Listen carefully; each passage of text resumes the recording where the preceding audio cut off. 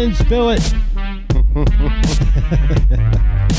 I didn't unplug it. I didn't spill it. I am sorry for the slight delay. Had to reboot OBS. But we will be live in a couple minutes, a minute and 50 seconds. Gotta get that energy. Ah! What did you do? Holy fucking shit. Oh, there goes Pill going nuts, so let's close that down.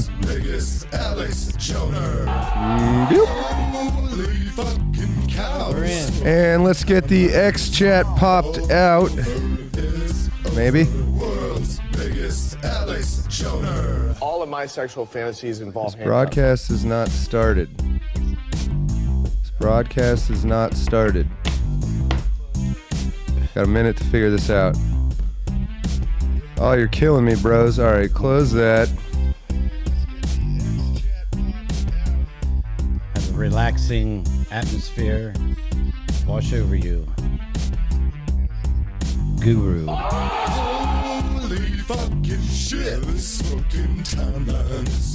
Love the art.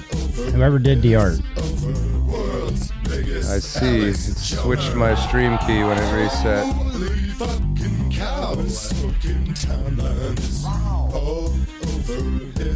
No pressure. All right, this ought to work. 30 seconds. I think I got it. No pressure. I think I got it. Involve handcuffs. I think I also am getting double audio here. Sorry about that. Double, audio. All right, now where'd that window go?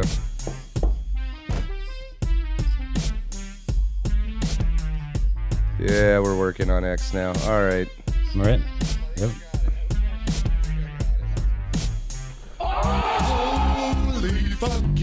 X chat test.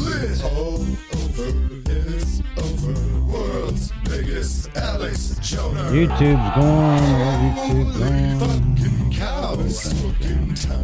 We should be there. We'll find out in pretty much now.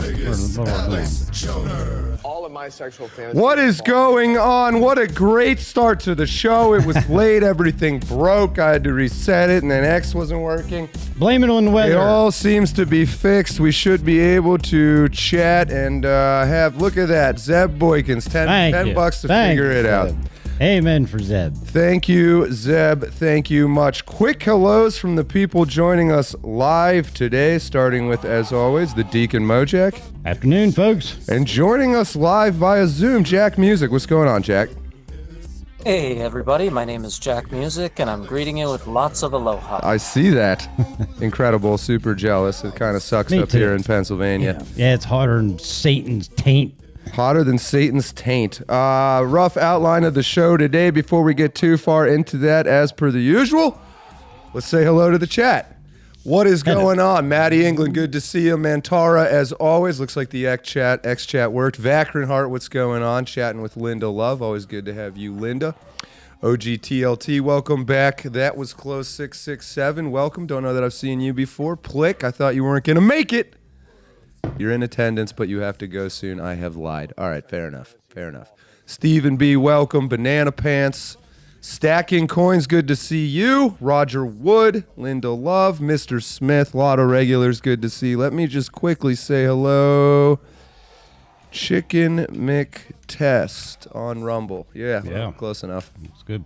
Happy to be here. All right, so you should be able to live chat. There's William Crane showing up. What's going on? Nick's 5 cents. Guys, world champions, it's good to see you. Rough outline of the show today. The episode theme is treason. Treason. Fucking treason. American scripture in the first hour. It's probably going to be close to 30 minutes or so. We're going to once again review briefly the Declaration of the Causes and Necessity of Taking Up Arms. And then the Deacon's going to take us away on a little bit of highlighting of the recent deaths of some cultural icons, namely Ozzy Osbourne and Hulk Hogan, or as I like to call him, HH. The music was looping. Sorry about that.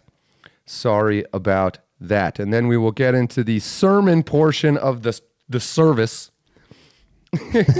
which is the Epstein, Trump, and influencers continuing. We got a lot more details now on this treason. That includes Tulsi Gabbard, Tom Cotton's counterattack as called by Sundance of the conservative treehouse. So this is a Sundance source-heavy show. We're going to use a lot of Sundance's articles. Encourage you to check him out. Special counsels, Lindsey Graham and Cornyn are calling for special counsels. What do we know about Lindsey Graham other than he's an he has alien? Weird marks around his butthole, He's according an to the alien. internet. Special Is counsel. he part of the prison centipede at one time? We'll wrap that up. We'll kick Mr. Music off at roughly 5:30 p.m. Eastern or so, and then we'll take calls. We like to give roughly 10 minutes if you want it for a call. We have some long, smart, interesting, Yes. decent calls. So Great call. that all Great being call. said, before we get too far ahead of ourselves, Hi, folks. did you hear the explosion? I did hear it. Give us the prayer, Deacon. Let's bow our heads. Dear Lord, thank you for another day around planet Sun. Thank you for allowing us to be here together for our shows and for our viewers. Lord, you gained a few souls this week that I grew up with and admired. We thank you for their talents and for all that they gave us. Bless the sick, suffering, those troubled, those who protect us. We ask this in your holy name. Amen. Amen. Amen. Just super quick review of the Declaration and Causes of Necessity of Taking Up Arms. This is all stuff. That's Ozzy Osbourne. That you can, I encourage you to read on your own time. But in 1775, before the Declaration of Independence, there was a lesser known Declaration of the Causes and Necessity of Taking Up Arms, just sort of delineating, listing the causes and necessity reasons of why Americans took up arms. This is following the 7 Years' War, written by Thomas Jefferson and John Dickinson. So check it out. Another episode when there's a little less going on. I see Jack also got resized. Sorry about that. Hang on 1 second. You could almost say that this whole history lesson, this could be like our Bible here on our sermon every Sunday. This is what we're living by. This is sort of the things that we're trying to teach everyone, young, old, everyone out there. All right, this all looks good. Yeah, it's the foundation myth of our country, so to speak. And you could say that that's the foundation of this show, basically. I mean, that's where we started at, and that's where we're continuing to go to learn more about what government should be compared to what we have today. So every episode, we like to throw you a little, we call it American Scripture. Jack, Mr. Music, you had actually mentioned last show when you called in a little Emerson essay. That'd be a good American Scripture one as well. But for right now, let's quickly dive into the death of cultural icons, end of an era maybe, start of a new one. I don't know. Absolutely. I don't know, Deacon, but who are we talking about first, Ozzy or HH? Do you want to talk about HH? 'Cause like I said, I have a story for Ozzy. He was more my time. Okay. Well, all right. Yeah, go ahead. I'll let you go first, and then we'll go back in. All right. Well, so I guess for Hulk Hogan, who's passed, R.I.P. R.I.P., brother. As soon as I can get the right one. Here we go. R.I.P., brother. There he is. Oh, I had an X video. I wanted to show, I tweeted about this, but one of the most iconic There it is. E, right? Oh, yeah. Yeah. Yep. This is Hulk Hogan slamming Andre the Giant. Now, I'm not going to pull that Ready to Rumble fucking famous David Arquette. Wrestling's not fake. It's pretty fucking fake. I'm not going to lie. But this was incredible where he body slams Andre the Giant, who was somewhere between 400 and 500 pounds. Yeah. I read once he drank 40-some beers in one evening. Oh, that's a great story, too. We'll have to talk about that. But I did find out at his death, his corpse weighed 535 pounds. God. So he was probably like legit close to 520 when this clip happened. It's pretty quick. It's the non-fake part of wrestling that's pretty cool. It's how I remember Hulk Hogan, this right here. Do wonders. We're seeing what this guy is really made of. Why he is the greatest professional athlete in the world today. Look at this. He's I don't believe it. I even went back and watched this, and I was like, Andre must have given him like a little jump boost. Yeah. And he doesn't really. So I was like, he must have jumped, but not really. Left leg. No. I don't know if he can jump. He's like a fucking elephant. So right there, 500. giant That is man. impressive. I don't care who you are. Yeah. I don't care who you are. And there before his death, Hulk Hogan was actually promoting a new series of wrestling. And what it was freestyle wrestling. And it wasn't this. It was freestyle wrestling, taking some of these college kids who want to continue their wrestling career but don't want to go down that WWE kind of a thing. And he was going to, he had somebody, and chat, help me out. He had somebody else to help promote this. And he was signing contracts, and it was going to be promoted like a WWE thing, but it was freestyle wrestling for some of these college kids that want to continue on after college and stuff. He was doing good things. I mean, he really had a whole new thing going and stuff there before he cardiac arrested. Seems like he was genuinely interested. I mean, yeah. I know it's kind of corny and over the top and all this kind of 80s slice of Americana, but if you were born around then and grew up with this kind of, like, that's as American, the handlebar mustache. Yeah. Oh, absolutely. More steroids than Rafael Palmeiro. I grew up when that was way late. I grew up with the old original Georgia wrestling on the original WTBS TV on, back when we had 5 channels on the fucking TV. I got one more clip, 30 seconds or so. This was Hulk speaking for Trump. Also pretty iconic. I think these 2 clips are kind of the way I remember him, but I'm sure you remember this.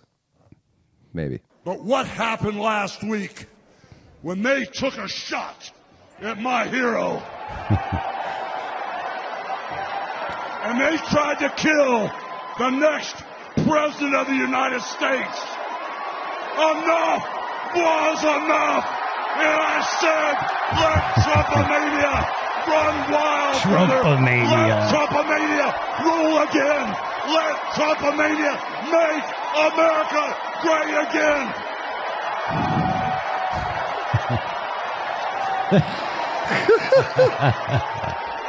That's fucking great, man. There's a clip out there. I'm realizing Sam Hyde might study. This little boy comes into his shop or something, and I've seen it a few times on the internet now. This little boy comes in dressed as Hulk Hogan. He's 6 years old, and he goes walking up to the Hulkster. Let me tell you something, Hulkster. He says, and the Hulkster, let me tell you something, Jack. If you come into my shop, you wouldn't be wearing that shirt. And the kid goes into the whole Hulk Hogan spiel to the T, turning around, giving the guns, beautiful. And I feel so sorry for that little boy because that was his hero. That was his idol. He got to meet him. He got to shake his hand and, all that. And I feel so bad for that little boy right now because of it being an idol. An actual I don't know. idol. I bet when he grows up, he'll be happy to have that man. Oh, absolutely. Absolutely. But right now, the boy's crushed, Somewhat germane, I think, to this whole influencer thing we're going to talk about. But again, there was a time where these American influence, like he's a great performer. Yeah.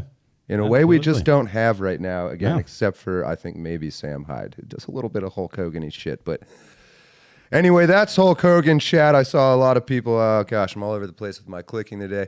Yeah, Andre the Giant could jump on my shoulders and I would still die. Yeah, I don't care how fake it is. 500 pounds above the shoulder, above the shoulders. Yeah, that ain't easy. So anyway, 2 cents on Hulk Hogan. Dude was legit articulate, sorely missed, says Nico Blico, depending on how you want to accentuate that I.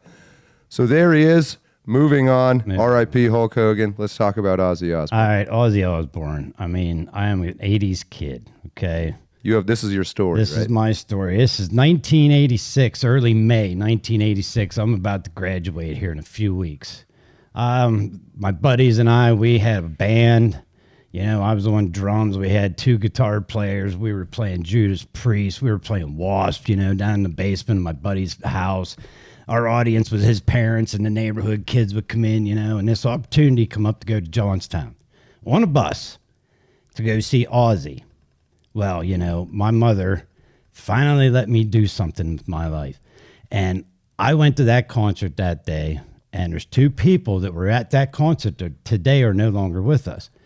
So we get into the show, and this is a great thing for me. I'm 16 riding on the back of the bus. We're smoking our first joints, I got a pint of wild turkey stuff. I have the denim jacket with the metal patches on it. I mean, I am heavy metal all the way. Couldn't wait for this. Live so for this much day. Suddenly makes sense to me. Go on. And we get to the concert, you know, and we everybody got a T-shirt because you had to wear the T-shirt Monday to school to prove you were at the concert and bullshit like that. So we did all that. Get in. We're in there and we are ready to go. And the lights go down and the opening band comes out. And it's a little well-known band today, but back in 1986, they weren't. Metallica. They were on they were promoting their Master of Puppets album. They come out and we were, screaming, just enthralled, totally banging our heads. That's why I have neck problems and shit today. Trust me, okay? I've been a headbanger a long time. They played. Cliff Burton, the original bass player for Metallica, played that day. I was 20 feet from the stage center. We were just, like I said, 16, 17-year-old kids, absolutely loving every second of it. They did their set great. Lights go up. We're waiting around, you know, waiting in between shows. Boom, lights go down again. Music starts up. It's dark. It's eerie. We know Ozzy's coming. Down from the fucking rafters starts this fucking demon. Arms are crossed, okay? And they're starting off with fucking Shot in the Dark, and the band's doing this long intro, and it's, you know, fucking spooky shit coming down. And boom, the lights come on, and the arms come open, and there's Ozzy. And I'm telling you, he's 20 feet. We are 20 feet from the fucking stage, and there's Ozzy live. And greatest fucking thrill of my life at that point, okay? Loved the show, and he was on the Ultimate Sin tour, is the tour that he was on that time, and it just unbelievable, man. It was the Ultimate Sin. That was the album, and it was called the Ultimate Tour. And he come down in this black and yellow jumpsuit, barefoot, black toenails. That's how close I was to him. He had black toenails. And forever after that, being a drummer, I went home and started learning every song on that album. I started learning every Ozzy song I could. I've followed Ozzy forever. And I have to be honest, when I heard the news the other day, I almost I want to shed a tear, because to me, that man, that was just the ultimate, to say the least, thing that I had ever seen up to my life. That's pretty cool, honestly. Yeah. So now you get an idea where my music and all that kind of, and he influenced my music. I mean, he's influenced many people's music. You won't find an artist out there today that will ever compare to Ozzy or anyone that has done anything like him. I don't know, man. Justin Bieber? No. And same way with Chuck Mangiorti. They were talking about him in the chat. Yeah. Unbelievable. I learned to play some of his jazz music when I was taking private drum lessons behind the kit. When I was learning to play the kit, I listened to. I see this Backernhard Force comment about the guitarist he had too. Yeah, Randy Rhoads. Oh, unbelievable. Unbelievable. Tasty licks. He wasn't there. That was Jake E. Lee's time. Okay. Whenever I got to see him was Jake E. Lee's time. I saw Ozzy later in 2000 in an Ozfest. And 86, he was at the top of his game. By the 2000s, he was more about running around on stage, throwing water to the audience because it was hot. And, you know, too much of that. Same way with Rob Zombie, but that's another story for another day. Fair point. But Ozzy Osbourne, I mean, he influenced and has taken so many bands, such as Metallica, Motley Crue, and brought them under his wing and brought them through the industry, through the touring, through all that stuff. I mean, you've got to hand it to the man. You really have to hand it to Ozzy. He's one of a kind that'll never be replaced at all. Well, speaking of one of a kind, we do have sort of a clip pulled up of his iconic moment. Let's play it first, then we'll give the story. But you've heard of Seated by his infamy. I looked evidently through an unconscious bat on the stage, and he thought it was a rubber. That's all we get. There it is. So he bit the head off of a bat. Everybody knows that story. But like we were talking before we started the show, apparently people used to throw rubber bats on stage, and he would bite the heads off of them. Yep. So he was probably like on and that's all it was, you know, he just donkey's weight's worth of cocaine and other drugs when this happened. Hey, Jay. You gotta. Absolutely, Jay. Cliff Burton. The only one that's come close to him is Robert. He's the only one, and the band will tell you that about that. I guarantee you, man. But so anyway, I'm trying to give a little forgiveness to Ozzy here. It wasn't like he consciously was No. like, is that a live bat? I want to eat its head. Do you know he was actually kicked out of and banned from the Alamo for pissing on the Alamo? True story. I didn't know that. True story. I Yes, do sir. believe it. Yes, sir. True story. Now, how many icons? How many? To today's standards, to today's wokeness, to today's too much worried about what Now everybody's it's going to say. Justin Bieber concert. It's instead of a bat getting its head bit off, it's P. Diddy's dick. We just don't have the same caliber of insane musicians anymore. I miss it. And it's not only musicians; it's just entertainers in general. And here I want to tie into this. Everybody's bitching about Colbert. Colbert. I'm so glad you said his name. Getting fired. Whatever his name. But yeah, that's how much when I was watching TV, and I think music, you can help me with this. We grew up with All in the Family. We grew up with Johnny Carson. I love Johnny Carson. I'll sit today and look at Johnny Carson because back then I was a kid. It was funny, but I didn't understand it. Yeah. Today I understand it, and it's fucking super funny today. I was a Letterman guy. I love David Letterman. All right. I love David Letterman over Jay Leno. Today's night guys like that are not. They're not nothing like we used to have. Nothing like we used to have. Nothing. The only one that even comes close is Conan. No shit. Greg Gutfeld. Oh, he's not If you bad. look at his ratings, he is beating everybody in major networks right now for his nighttime. And that just shows how much it's evolved. And now it's starting to evolve again where it's okay to be a little uncensored about things like us. Yes, we're getting there. We're returning. We're getting there. That's revolution means turning in a circle, right? But you look at today's shows, I mean, there's nothing like there used to be. Nothing. Not at all. And the trade-off with us is that while we speak our minds and are uncensored as best we can be, half the time our live streams start 5 minutes late because our free software I've cobbled together. So it's like not the $1 million budget, but hey, is what it is. Mr. Music, you can't hide in the back row of class like this. Give us some of your thoughts and experiences. How well did you know Hulk Hogan? Were you a fan of wrestling, or were Ozzy Osbourne or any of these other guys? Yeah, sure. We all grew up with wrestling a little bit and Ozzy, and yeah, when you said the comments about it being fake, it's like, is ballet fake? It's not fake when the male dancer is lifting up the female dancer. That's a good point, actually. Yeah. Mm-hmm. Sorry, keep going. No, Ozzy, I'd kind of forgotten. I remembered when Ozzy passed. I was in like northern Hokkaido, Japan, and I went to some guy's bar, and it was named Aussie, spelled Aussie. And I asked him, like, why'd you name your bar Aussie? And he said, well, I named it after Ozzy Osbourne. no way. And I said to him, like, dude, you need like an altar. Like, you need to pray Ozzy here. And so I've thought about that guy, and I thought, man, I bet he's kind of sad today. And somewhere in Hokkaido, Japan, they're having a little one of those candle flying ceremonies. Yeah. Celebration of life. Little bats on the candle and things like that.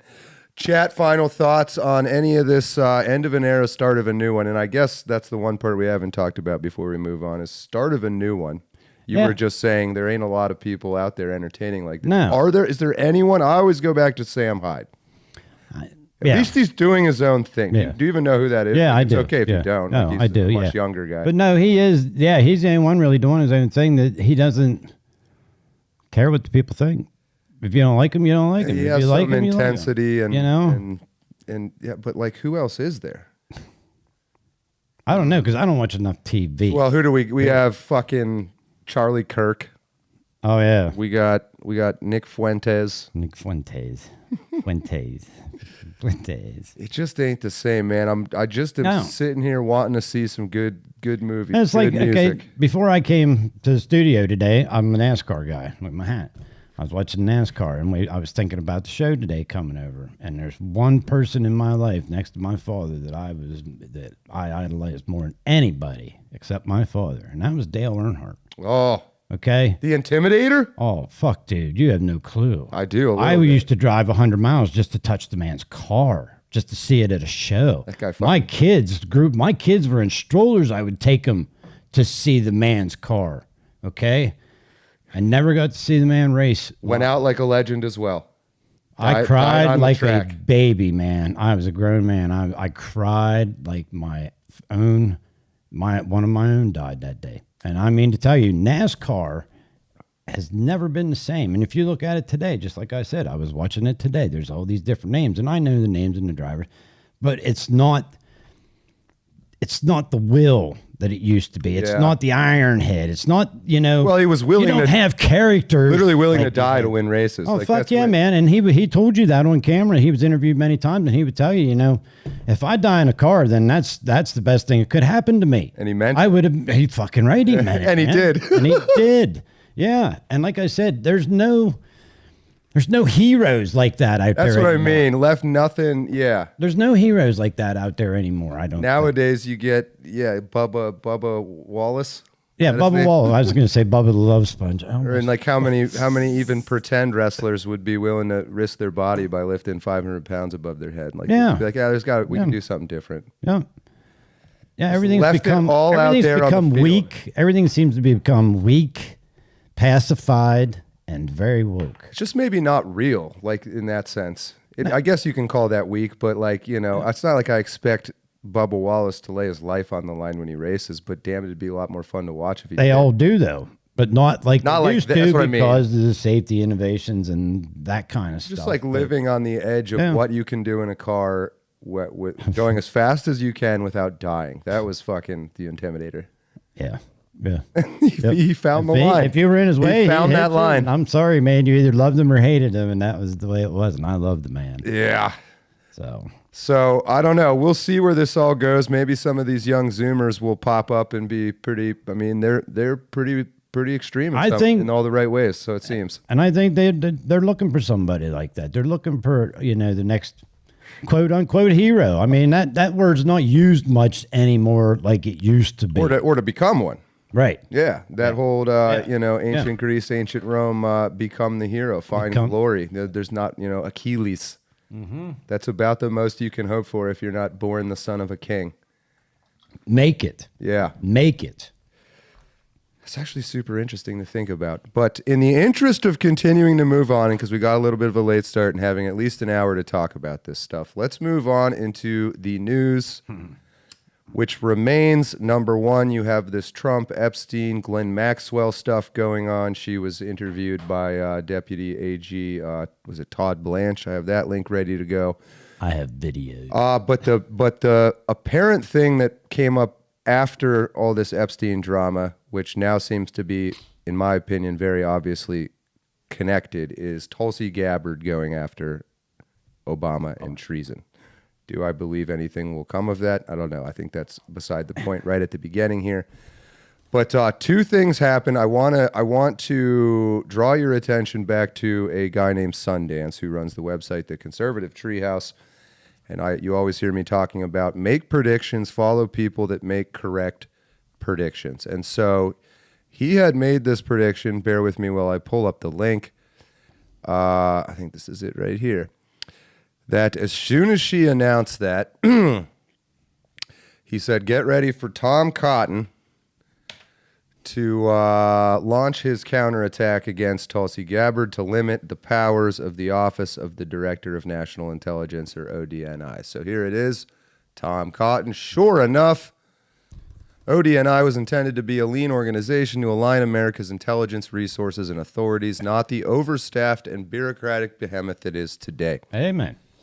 My bill will return the Office of Director of National Intelligence to its original size, scope, and mission. This is all a very sinister way of saying reduce her power, influence, control, everything like that.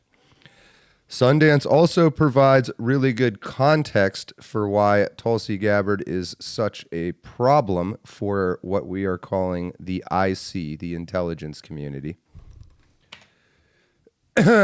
Understanding Silos 101, and you have Lindsey Graham and Cornyn calling for this special counsel. We all remember special counsel. The most recent one is Robert Mueller. Certainly seems like they're designed to run out the clock and never actually find anything. Mm-hmm. And so just quickly, Senator Lindsey Graham administration's weaponization of the U.S. intelligence community, there's that IC, intelligence community, to target Donald Trump with fabricated smears and false evidence using a fraudulent Russia connection. And my YouTube chat just died, so let me get that going again. But so Sundance called all this. He said Tulsi Gabbard's efforts appear to be legitimate, and so what you would expect to happen in his model is that the corrupt people in the IC and in government were going to try to limit her power. That sure enough happened right there. And then also that you'd have some of these other corrupt people calling for this special counsel whose job will be not to actually get Obama in any trouble or find anything like that, just to run out the clock so that nothing ever comes of it. Yeah. There's also, not to be throwing too many things out at all at once, but Trump himself championed the whole presidential immunity thing. And so there is a legit legal question of, can you even prosecute Obama for any of this? Yeah. Seems unlikely to me, and then I'll let both of you guys give your thoughts here. I've dominated this microphone enough. But that's the setup, okay? So Tulsi Gabbard, I'm using this frame of reference of Sundance on the conservative treehouse. I think he has predicted it accurately, and therefore I am now paying attention to what else he will continue to say. But will this go anywhere, I guess, is the main first question. And other than that, just general thoughts. You look like you have some thoughts, Deacon. I do, but I'm going to let our guests speak. All right, Mr. Music. Yeah, the first thing that comes to mind is, when does government actually try to downsize itself, right? Super suspicious. Yeah, yeah. Like, once an entrenched bureaucracy is there, it never goes away, its budget never goes down.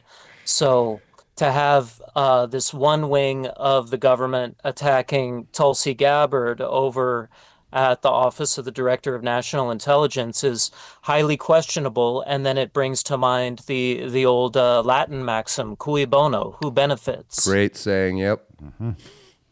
Exactly, and it's to the point. Sundance has been watching this long enough. He's like, Tom Cotton, he's the guy that would come out and do this, and sure enough, here he has. I think it's important to understand, and I'm just going to kind of loosely paraphrase Sundance's own reporting. But the Office of the Director of National Intelligence was created, I believe, post 9/11. And the idea was to give it all this power, and that's where this term silos becomes important. Understanding Silos 101. So let me see if I can get his...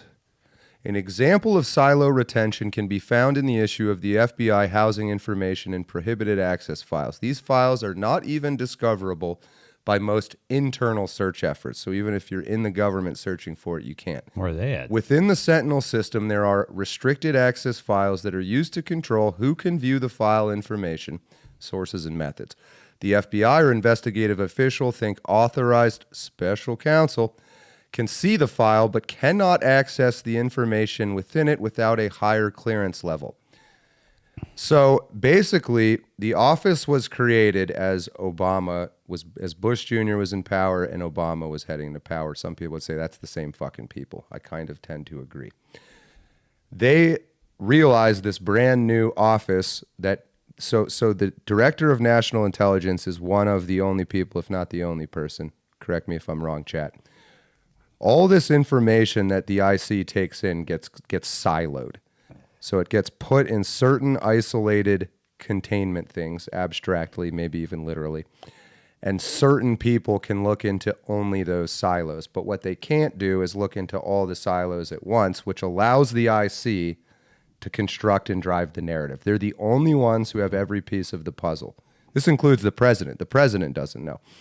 And so Obama, being a corrupt piece of shit, this goes Sundance's background information, realized the power of having a corrupt person in that position and realized the power of having that office become bloated with tons of bureaucrats and people and blah. The more power we can give to it, with my own person running it, will allow me to see into all the silos at once.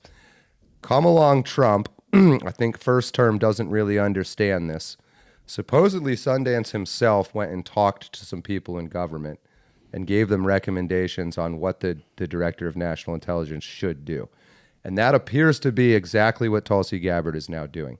So she's now realized the corruption and is using her unique power to be able to peer into these different silos simultaneously. And so then you get this immediate panicked reaction of, it's time to limit the power of that office. That all makes sense to me. You're nodding, Jack. Yeah. Yeah.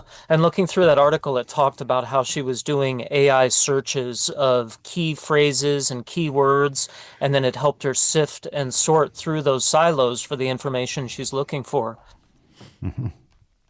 So it's some unique insight if you're only tuning to this just now, but how, like, so the question has always been, it seems like the intelligence community has sort of taken over our country.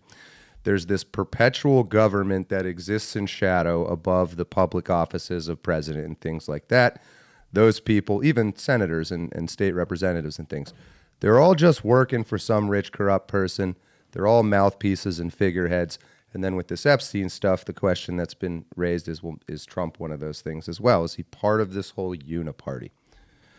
But the fact being, Sundance actually interprets this all as very positive developments. Mm-hmm. That there is this pushback from Tom Cotton sort of implies Tulsi Gabbard's doing something that actually has teeth. Where, otherwise, why even fucking bother?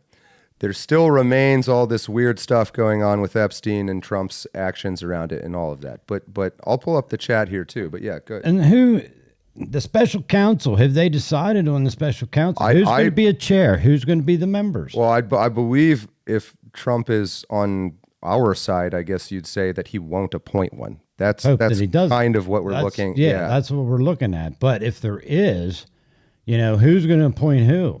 And that kind of bullshit. That's what kind of worries me on that end. I don't foresee it, but still, that's crazy. So Trump just endorsed Lindsey Graham, which pissed everybody off, including me. Yeah, I'd like to throat punch him. Lindsey Graham has some weird high-level role in all of this. He's going to Ukraine. He's talking to He knows something. He's apparently, the rumor on the street, is a closeted homosexual.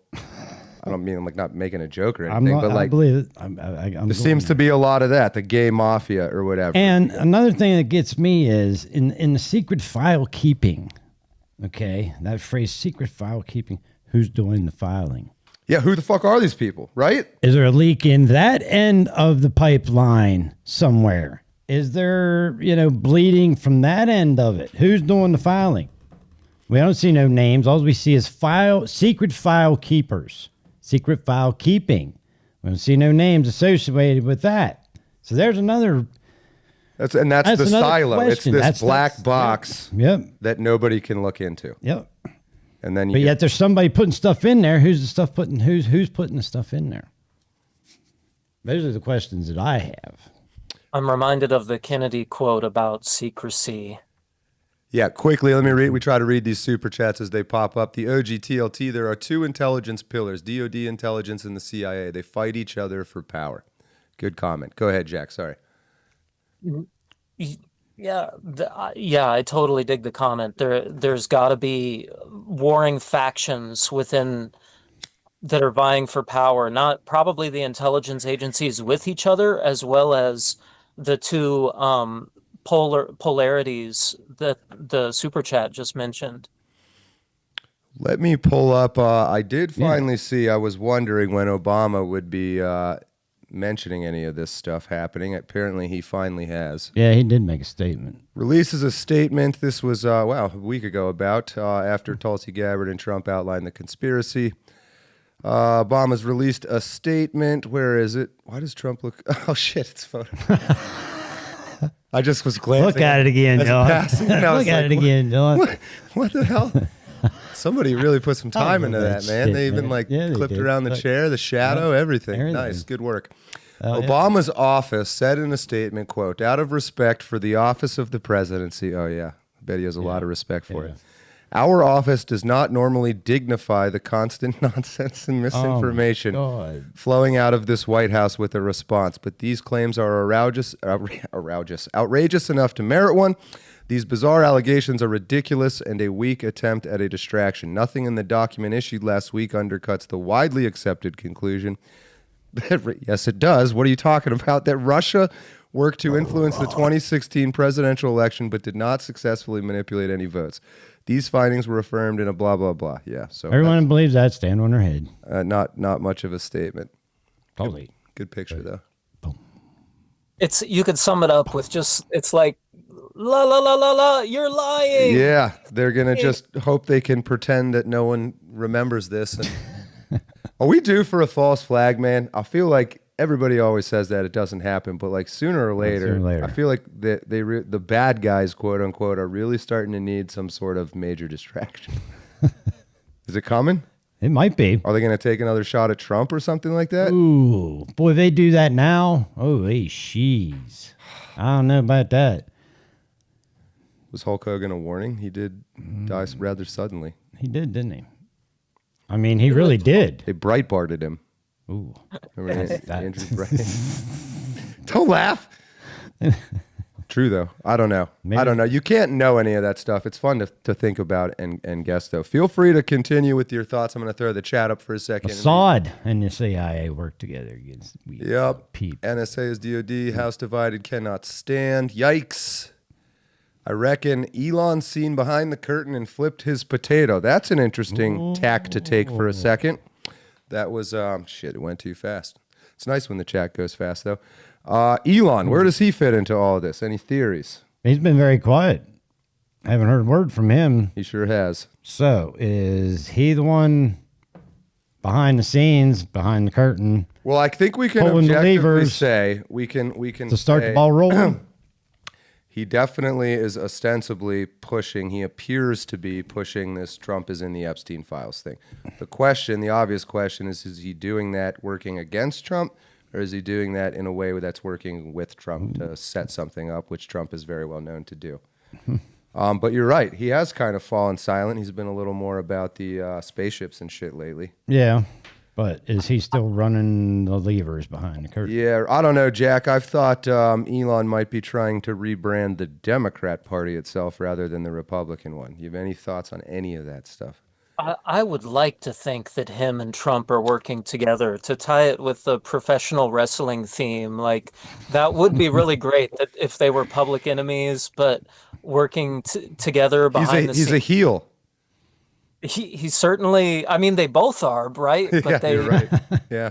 But yeah, I think when it comes down to everything, like I always think of the poster on Fox Mulder's wall, I want to believe. So it's like that statement almost like the indirect speech implies I don't believe, but I want to. Like I want to believe that there's Tulsi Gabbard is gonna get something to happen about this massive treason that happened against all of the American people and the electoral process itself. I want to believe that Trump is working for the good and is not in these files, and I want to believe that Elon Musk as well is working for the. I mean, sure, he's got to have a profit motive, but he provides service. He does good for the world. He gives me internet, which I wouldn't have otherwise. Yeah, my neighbor has the internet. That's right. You're joining via Starlink. Yeah. Yeah, so I want to believe in all of these people except for the obvious traitors and Bandit 848 Mojack. NASCAR didn't die because Earnhardt died. NASCAR died because of the reaction to his death. That and restrictor plate racing. Rubbing is racing. Hell yeah, praise Dale. Do it for Dale. I don't fully. I agree. I mean, yeah, there's a lot behind NASCAR dying. There's a lot behind NASCAR. Jack, I want to ask you because you are in Hawaii, which I feel safe to say because I think you've given it away.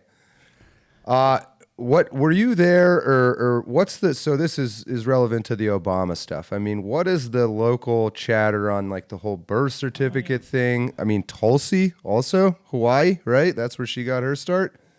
Yeah, these are interesting questions. Definitely, I've heard that. So every island is kind of like a different world in some ways. It's like a different state. It's a different state of mind, a whole different culture.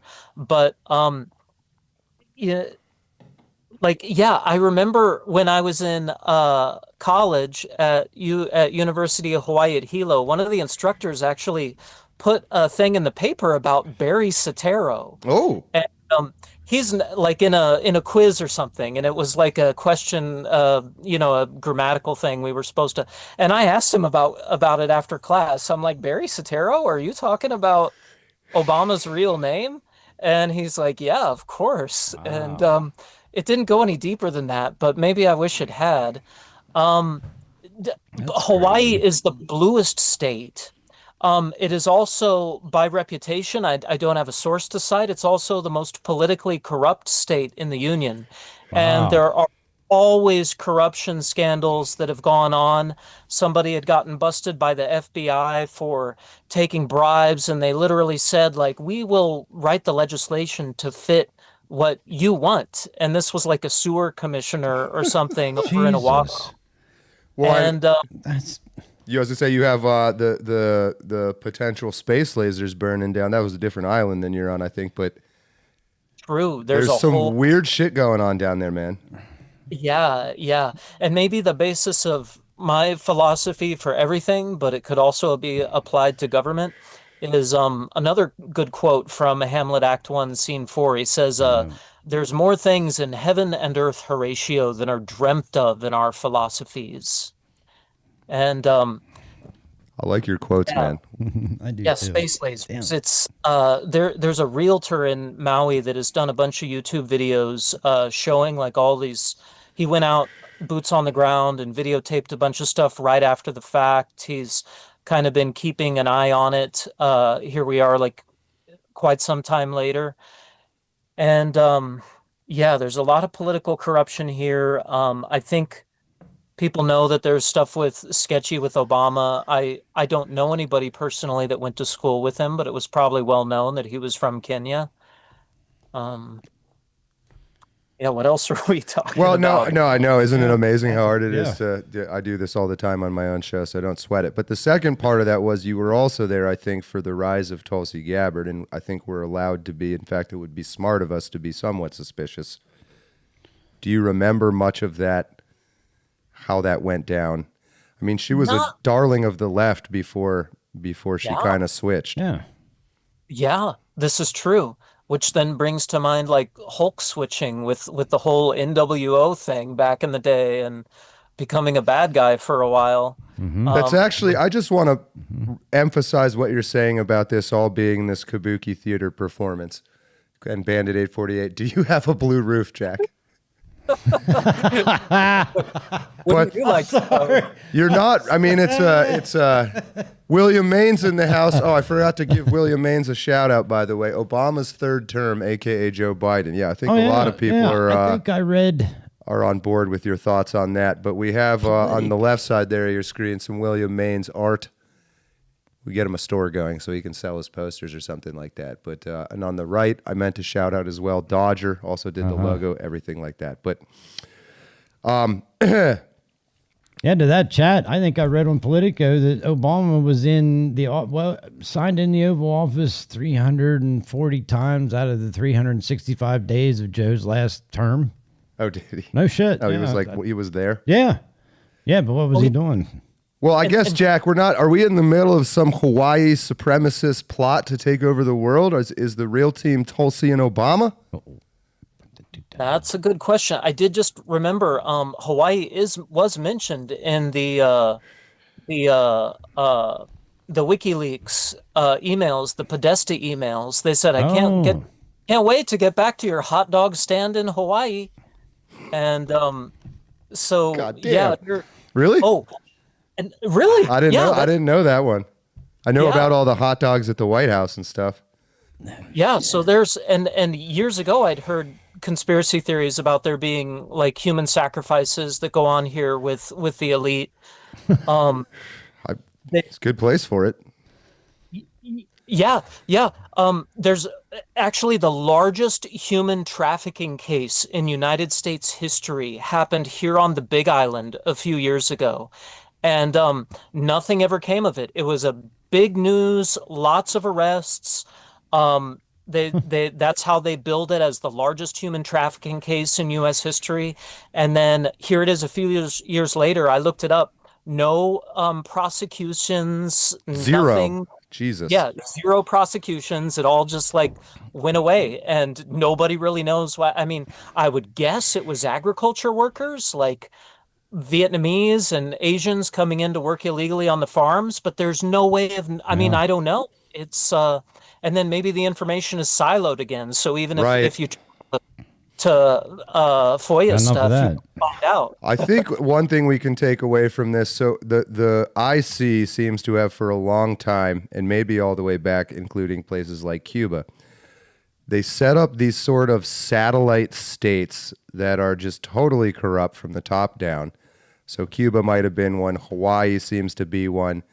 Qatar is a big one now that they seem to be doing this in. Ukraine was one that the Democrats at least appeared to be doing this in. They just get this corrupt government, start washing money Big time. through Big that. time. So at least we can learn part of it's not terribly different than how like an individual rich guy will set up a bank account in the Cayman Islands. Except this is like whole countries doing it. Whole country. And their yeah. bank is some Government. whole other country or Yeah. state. And they're often, like Hawaii, pretty remote. The access is controlled. There's a tight cell membrane around Hawaii. You can't get a snake on that island even if you wanted to. And most people don't know what a military state it was during the COVID lockdowns. You would fly in and there would literally be National Guard at the airport. You had to sign an app and then check in every day for 2 weeks saying, I did not leave my, but just that source of power of seeing the military in the airport with, I didn't see weapons, but yeah. And to your last point, if they can create whole banana republics that are controlled by the intelligence community, it's child's play to create figures like Tulsi Gabbard or Vance or whatever his name Yeah. is, and Yeah, right. Yeah. create these figures that are controlled opposition or controlled figures that can play whatever part is needed of them. And see, I think the whole Cuba thing, going back to your Cuba, and I think that's why Kennedy. Cuba's interesting to me because you have Castro on top, but people sometimes forget it quickly. Bandit 848, don't let Ukraine get caught holding. Yeah, exactly. Riding dirty. What was I just fucking talking about? Cuba. Yes, sorry. Second in command to Castro initially was Che Guevara. And Che Guevara was a true believer. And he was fantastically helpful at first to Castro, but then once the communists took control, Castro was like, we're not like actually trying to create a communist paradise. We just need some slaves now that we're in control. So Che left. And then he went and participated in these weird revolutions all over the world. One in Africa. He just wanted to be in revolutions, and then he finally got caught He was just in fighting. the South American jungle and executed. Neat. But yeah, so they just in the way you have these Antifa people who are extremely useful at the beginning of a revolution. But when your revolution is bullshit, like maybe you're working on behalf of the United States government, I wonder this about Mexican drug cartels as well. I'm curious at who's at the top of those cartels and what sort of U.S. special forces they came from. You know, Interesting. or you know, maybe it's a little more shine bomby than that. I don't know. Is that why things get across so easy from the cartels? Yeah, there seems to be some coordination for sure. Well, there almost certainly is in like Arizona and stuff like that, we know. But anyway, yeah, I'm suspicious. And Che really wanted this genuine happy utopia and realized that Castro had no interest in that once they actually gained control. So he went to Africa, has some really hilarious writings about black people and why he left. God. He was super racist. Oh, man. But yeah, I mean, I at least can respect Che was half Irish too. And see, I think, with Kennedy getting killed, Cuba had a lot to do with that. Yeah, and then then Kennedy gets roped into the whole Bay of Pigs and has that famous speech about secret societies and shatter them, scatter them into the wind, or shatter them to 1,000 pieces. We haven't managed to do that yet, have we? Certainly not. No. Is it all the Irish, Mojack? Hey, easy. Is this world battle the Irish versus the Corrupticons? Could be. It's like they say in The Departed. Boston mob coming to town. When Matt Damon's on that stupid date with that therapist, and she goes, "If you can tell me what Freud said about the Irish, I'll see you again." Yeah. And he says, "The Irish are the only ones that are impervious to psychoanalysis." We're a whole nation of autistic people, Mojack. Oh, cool. In a good way, though. Good. You're probably a bit Irish, I too. so want to go to Hawaii. I'm so jealous. Damn it. That Yeah. just kills me, man. Do you ever feel like stuck? Like Do you feel like I you're can't there. go anywhere? Because is it a 9-hour flight to the West Coast for you, Jack? No, it's more like 5. Oh, that ain't bad. I mean, still. 6 Been on to it. 10. It's pretty bad these days on airplanes when any Oh. given moment the engine could fall off. Yeah, I flew from Vegas to Vegas and back. That was enough for me. What about you do any sailing or boat type stuff? You ever sailed to the mainland? I do not. Sailing, maybe someday I would like to sail the South Pacific and go down to Fiji or Bora Bora or places like that. But yeah, sailing is kind of sketchy here. It's not as, maybe someday I'll join the club, and they do it in Hilo Bay, and you learn on a little sailboat. But that's it. yeah. I'm packing as much gas as a boat can haul, and we're going, man. I like those YouTube Take my channels where boat. some 15-year-old kid sails from Oregon to Hawaii. Yeah. Right now, there's a guy doing the loop, the Great Loop, some 6,000-mile loop. Am I correct on this, Jack? And he's doing it in a 16-foot John boat. And he's crazy. He's an older guy too. All right, let's get back. We're not sailing here, gentlemen. Well, you started it. Who's running this show? But yeah, okay. So we're talking about Obama. We're talking about this weird Hawaii origin. Don't laugh. Don't laugh. This ain't reality TV. I'm just going to use Departed quotes. I watched that movie fairly recently again. Sorry. So Epstein, Trump, I don't know. My thoughts, you know what? I'll go first. I'll expose myself. I know I was not very happy with Trump's initial reaction to all this Epstein stuff. I'd still honestly say I'm not thrilled with the transparency. But damn it, man, it seems like someone really is trying to use that information to make his life more difficult. Mm-hmm. I still don't really know why he talks to us the way he does about it. No, because he's never talked to us like that before. Before he was straight up about it. Now he's sort of seeing him dance a little bit. And I gotta believe with the amount of leakiness in the government and stuff that Tulsi Gabbard started to look into this shit probably as soon as she started day one of work, and then it got leaked by people in the. It's like Bongino, So they probably very well knew the timing of her announcing this investigation, and all this Epstein stuff happens right before that. It seems more and more. And chat, I will take a beating if I need to. Yeah. But Bongino, all those people, they knew all this. I saw someone in the chat mention they knew all this going into. Well, we have this new update of Bongino being shocked to the core by what he saw. Right? It could be more theater, could be performative. Because they knew what they were walking. I'll tell you honestly, with the connection now with this Obama investigation and the timing of the Epstein stuff and how everything about it seems designed to hurt Trump, and it was on Axios, et cetera, et cetera. I'm close to not being mad at him anymore. Trump. Am I alone in that? No, I'm with you on that. Still a little eyebrow raise. There's still a question. Like WWE The Rock, right? I'm smelling what he's cooking a little bit. But it's a good callback joke, right? That was a good one. I don't know. Are you guys, again, you won't hurt my feelings because I don't have any. Go ahead, Jack. You're the guest. Yeah. I'll let you go first. You seeing what I see? He said, I don't want your support. He said, I don't want your support if you're asking about this. That's the part I still struggle with. That's them's fighting words. Yeah. Nobody saw that. And Epstein's death, let's not forget, happened under the first Trump regime. He did. He was the man in charge at the time, so that's questionable. And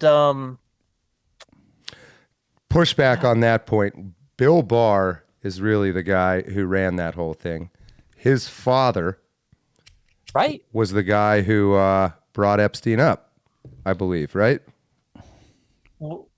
Refresh my memory. I remember. I think I have this 4chan link still saved. Hold on. But I kind of wonder if Trump has a weakness, it's putting idiot people around him without realizing they're corrupt. Maybe. He finds out too late. Yeah. He finds out too late. Where the hell is this thing? Sort of like my boss. Well, while you're pulling that up, like I'll skip to you mentioned one of the article. They've talked to Ghislaine Maxwell. Why? They already have all this information. They have all this video and audio from Epstein's place. It was reported that there were like CD-ROMs that said "young name with blank with name," and I agree with that, because what other questions could they have that they haven't already asked the first time around with her? yeah, and she was convicted of perjury. So how can she be trusted with to tell the truth now when she perjured in the past? Yeah, And I'm not a lawyer, wanna so I don't believe- know. I want to believe in Trump. I mean, I want to believe, but it's hard at this point. I think I got the article here. Sorry. Give me like 30 more seconds. 30 more. Keep chatting. I got. Yeah, what do you think, Deacon? I'm still a supporter. I still have questions, and I do want to know the truth about things, because the transparency thing is what he ran his campaign on. Releasing files is what he ran his campaign on and stuff. Now, he's got so much going on around him that this stuff is, I don't want to say it's a distraction, but it's got to be a pain in his ass right now. I mean, he probably wants it out and over and done and get by it. But as a supporter, and I mean, man, Here we go. I still have the question, you know? The thing I see with you and with a lot of us is we're not blindly following Trump. We still support him in theory, but we have these legitimate questions and we're holding his feet to the fire. And it's not these Biden supporters that we all know that just blindly follow everything and will perform mental gymnastics to And it's not behavior. It's not something new, you know. Every party has those people that are going to do that to them. You know, it doesn't matter what president we've had; they've all come under this kind of scrutiny at one point in time. But the way he used to handle it in the first term and everything, compared to the way he handles things now, is like a total opposite. So just quickly, the thing I was trying to look up, I found something close enough. Where Epstein taught at the Dalton School, he encountered the rich and powerful. Their children were all around him. Among students attending while Epstein there were Rupert Murdoch's daughter and soon-to-be actress Dirty Dancing's Jennifer Grey. Around the time Epstein arrived at the school, Donald Barr, Attorney General William Barr's father, was ending his tenure as the school's headmaster. So Donald Barr hired Jeffrey Epstein. Bill Barr, William Barr, was the Attorney General for Trump, who was there when Epstein died. Yeah. His dad was the one who originally hired him. Curious or Hey, look at this quote. Donald Barr would hire young people and not necessarily young people who had a lot of credentials. That's a little suspect, no? He must have hired Hunter too at one point. Fucking Biden on there too. But I mean, and then we know, of course, Glenn or Ghislaine or whatever the hell her name is, her dad, Robert Maxwell, was almost certainly Mossad. He's buried in some super prestigious, I don't know, his coffin's touching the Wailing Wall or something stupid like that. I don't know. But yeah, there's this sainthood and family, this weird family thing, and then all the communists and shit. Obama's mother being a giant whore is exactly like Justin Trudeau's mother. I still think he's Trudeau's Castro's son. There's just oh my god, I remember you just telling me that fucking before. like him. That was like years ago. You said about. Oh, it makes me wonder how many of these. I wonder what Big Mike's got to say about all this. Yeah. She's been very quiet. Big about Mike's it. been awfully quiet. Yep. You been watching any of that Brigitte Macron shit too? No. Suing Candace Owens and shit. All right, but we're getting off track again, and it's my fault. But yeah, I don't know. Or chat your thoughts. But so you have. I just feel like Trump was set up, and he knows it, and so he very Trump-esquely is like, shut the fuck up and don't ask me about it, which is maybe not the best way to deal with it, but it is on brand. Well, that's the way he used to deal with tax issues and deals and that kind of stuff back when he was a businessman. And I mean, he might have a point. Maybe if he had said something like, I'm not saying you guys are all stupid, but does it not occur to you that the timing of this and all this and the way it's being used against me, and Axios is the one who does it, that it probably is some bullshit designed to fuck with me? Like, I just can't understand, though, still, why he can't just come out and, like, if he's in these files but he didn't do anything wrong, like, we'll all accept that. Yeah. Like, nobody has a problem with that. No. Yeah. The left media will be crazy, but we don't fucking care what they say. They're crazy anyhow. We would appreciate the transparency if that were the case. But maybe the only logical reason he's being this way is because he's trying to pour fuel on the fire, that there is some other shoe that's going to drop. I don't know. Is that coping? Maybe. We're really hung out to dry here, the average American, mentally. Like, we don't... Yeah, because we don't know what to believe, not, what you think is going to happen never goes, and then da-da-da. Yeah. It's like, shit. What strikes me, to Deacon's point a minute ago, the 2016 to 2020 Trump versus now, I felt like Trump was always like a verbal judo master. Like in judo, if you try to throw somebody, you're not going to succeed necessarily. But if you knock the person off balance and then you throw them, you're going to get the throw and get the full point and the win. And Trump could just always push people off balance, like with his tweets, with whatever he would say. He would do his daily news conferences. Dude, just quickly, I got to throw in my memory of when he first ran first term and did this interview with that young female journalist, and she was being an idiot, and he just goes, "You don't know what you're talking about." That was like my introduction to Trump. I think he literally was like, "Are you stupid?" So anyway, sorry. It's really hard to keep a train of thought on this show, Jack. No, that's okay. And everybody remembers the art of the deal, whoever ghost wrote it, but they forget the art of the comeback. And so I hope that Trump can be the art of the comeback again. He certainly was with the 2024 election, and I hope he can do it again. Jimmy B on Rumble. Cash and Bongino lost credibility faster than the Millennium Falcon jumping into height. We talking old trilogy, original trilogy? It's original, man. That's actually a great Chewy setup for this Bongino thing here. Which we should I mean, Dan Bongino he doesn't really seem like he belongs where he is, but he seemed like until recently, like a regular normal dude, like a dude not full of shit. And then he very quickly in his position seemed exactly like a dude full of shit. You know me, I followed Dan for a long time. I honestly kind of like him too. But anyway, maybe legitimately he got pissed off at the way this has made him look. So anyway, this is from yesterday. Another Sundance article. FBI Deputy Director Dan Bongino, quote, shocked to his core over FBI's recent corruption discoveries. I'll never be the same. When originally nominated and appointed, the primary reason I shared a lack of confidence in both Kash Patel and Dan Bongino, that's, I guess, worth pointing out, Sundance did not have confidence in them, was my acceptance they really did not grasp the severity of the institutional corruption that exists within the agency they were tasked to lead. Today, in a tweet message, Deputy Dan Bongino seems to realize things are not what he thought they were. And here is it. Here is the tweet, excuse me. During my tenure here as the Deputy Director of the FBI, I've repeatedly relayed to you that things are happening that might not be immediately visible, but they are happening. The Director and I are committed to stamping out public corruption and the political weaponization of both law enforcement and intelligence operations.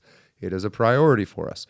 But what I have learned in the course of our properly predicated and necessary investigations into these aforementioned matters has shocked me down to my core. We cannot run a republic like this. I'll never be the same after learning what I've learned.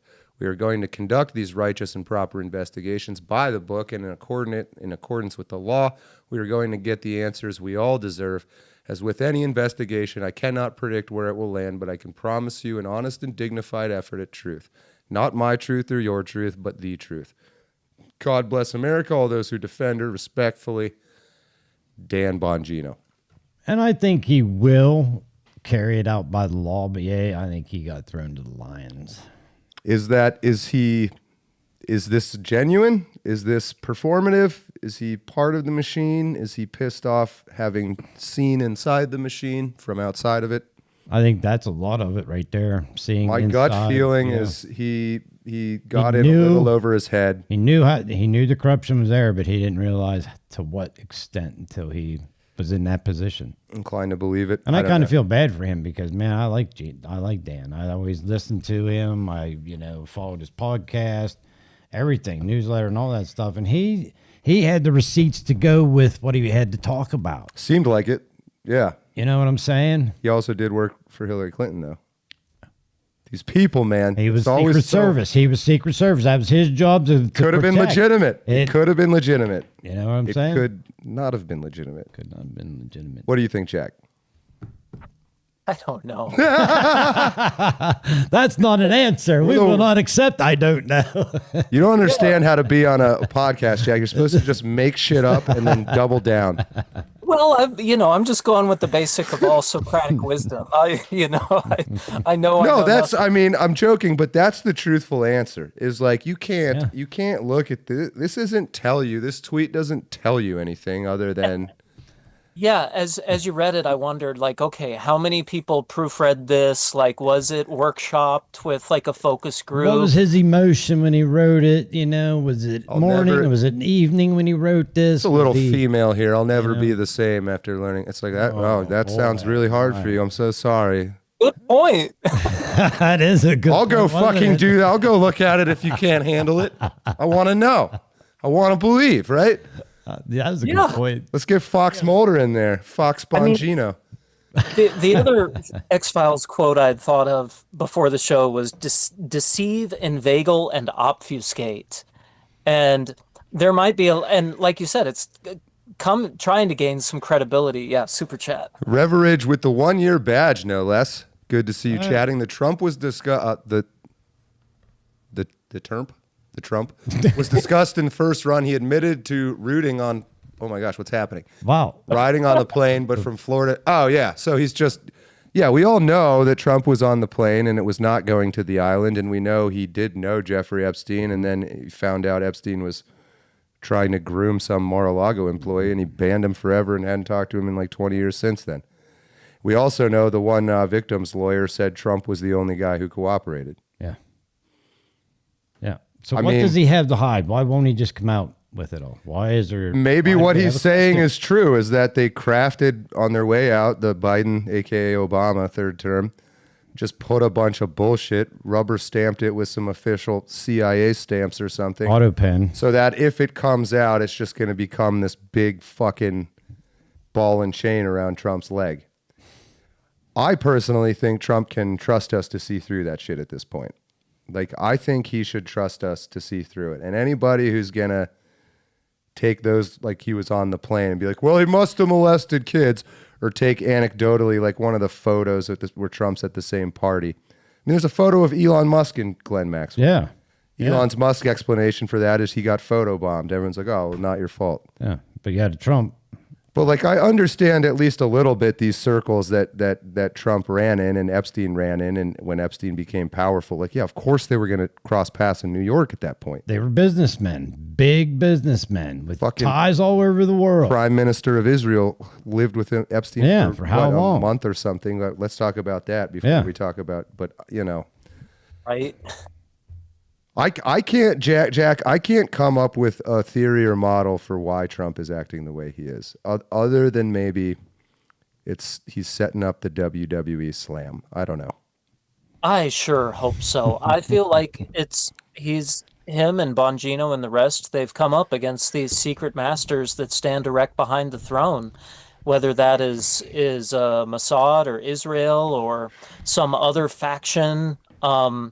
There's That's what I think has happened. And another one He's we can throw in there too is shit. Way to go. Oh, Pete Hegseth. Hegseth. And again, that kind of there's- does like Trump's appointments this time around, for the most part, maybe other than Pam Bondi, to me, seem like they do pass the smell test. It seems like he's assembled this fucking team like an Avengers movie. Yeah. Yeah. Stupid as that. It's all these people that clearly were talented enough to break into politics and then hit some wall, like Tulsi Gabbard with the Democrats. She was not in. They're all talented outsiders, self-made for the most part, outsiders. And it does seem like it. These things take decades, but all these, RFK Jr. maybe is one of them too. Yeah. They realize that everything's fucked, and so they play the game to some degree. But then along comes Trump. Trump has sort of finally created this opportunity to do something differently than we've been doing since at least World War II, or something. And so, and they seem to want to work with him, and they're willing to risk their political careers to do this. And so it really is, the left always likes to frame everything as some fake movie from Hollywood, and things just don't work that way. But if there's a side or a group that does look like the Avengers movie, it's Trump's current administration. Yeah. Well, JD absolutely. Vance is pulling these tech bro dudes that were, probably work for Peter Thiel. And Peter Thiel's another guy who could never really fully break into that elite old money. But Trump managed to get him. I don't think he's weaved in I there don't think somewhere. Peter Thiel has Americans' best interests in mind, but I do think he knows if he wants the power he wants, he needs to go through Trump, because that he won't be allowed in. That's what I mean. He knows where he stands in that line. It's interesting, to say the least. I mean, like Jack said very eloquently and correctly, is I don't know. Yeah.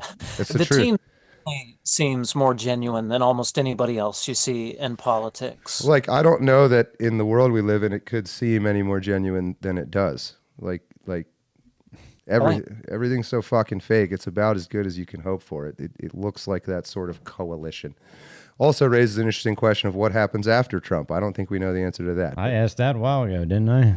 Where are we at in 4 years? Who are we looking at? Who? Now's the time. That's a topic for Now's the time. another day. Boy, that's in the whole. But gentlemen, we are at 5:20, which is something like 4 to 5 phone call opportunities. So what I think we're going to do is take a short five-ish minute break or something like that. We're going to let Mr. Music go so we can open up the phone lines, and we will be back in something like 5 minutes, I think usually is what it is.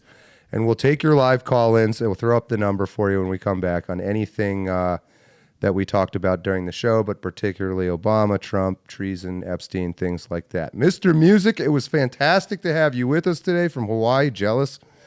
Any final parting thoughts, and anywhere people can find you on the internet if they want to read your tweets or content or things like that? Yeah, I have a YouTube page, but I don't know that I really recommend it. It's mainly like farming vlogs, and I just posted my first in like a year. But it's if anybody is curious, it's a Big Island Kobudo, Kobudo,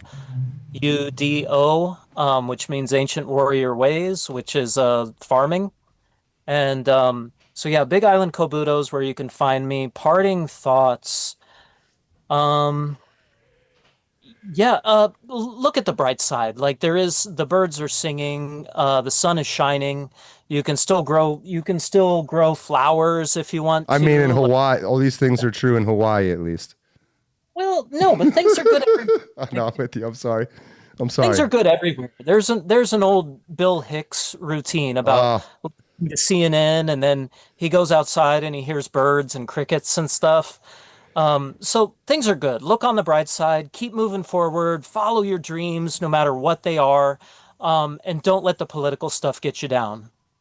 Incredible parting thoughts. Thank you, Mr. Music, for joining us. We are going to take a short break. We'll be back in 5 minutes or so. Throw up the phone number for you. Give us some calls. We will see you then. I'm trying to hit one of my songs. Which one's going to be? Aloha, guys. Have a good day. Thank you. Take it easy. We'll be right back.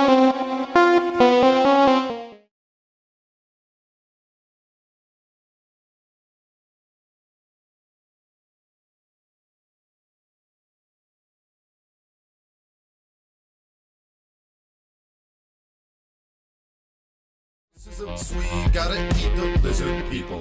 No, look, it's Michael Bloomberg, but smaller. And the dude is rubbing uvulas with Ernesto Guevara. And this is the first time I've seen boobs on Jeffrey Dahmer. I guess it's cool to Pocahontas to see to give us some honesty. What the fuck is this thing? What the fuck is happening?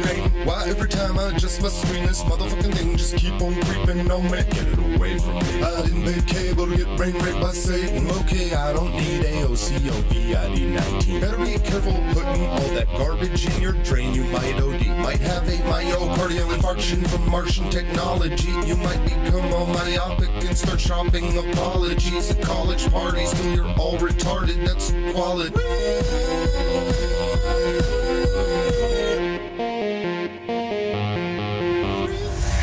I'm just hitting on my war drum. Warned you this would happen if I ran out of gum. I'm just hitting on my war drum. Now there's no more scissor sweet, gotta eat the lizard people. No, look, it's Alfred Newman, but gayer. And it's true, if you said Beetlejuice, you summon the mayor. And this is definitely the first time I've seen boobs on the equator. I guess it's cool that Kamala is here to do us a favor. What the fuck is this thing? What the fuck is happening? Why every time I adjust my screen, this motherfucking thing just keep on creeping on me? Get it away from me. I didn't vacation to get brain raped by race bait. Okay, I don't need no R-E-S-P-I-C-T. Better be careful putting all that garbage in your drain. You might OD, might have a myocardial infarction from Martian technology. You might become all myopic and start shopping apologies. College parties aren't what they used to be. Me? I'm just hitting on my war drum. Warned you this would happen if I ran out of gum. I'm just sitting on my war drum. Now there's no more scissor sweet, gotta eat the lizard people. Just hitting on the war drum. Coming back, thank you again to Mr. Jack Musick. Go check out his Big Island Kabuto farming warrior way videos, if you will. He's a good guest. Oh, really not good here guest. anymore though. Really so good let guest. me skip boop. All righty, phone call time. If you're new to the show or don't frequently watch it, we like to give up to 10 minutes of a phone call, which is a long phone call on a live show. You're getting cut off. But that should be plenty of time to get in all the thoughts you want to give. You can also go like 30 seconds if you want. No big deal. Yep. If we're currently talking to somebody right now, the way the call queue is set up is you'll be put on hold. So it's kind of a crapshoot. You just got to call and try to get through when you can. Call. You are, of course, not invited to troll us, but you're welcome to try. We're just going to hang up. Yep.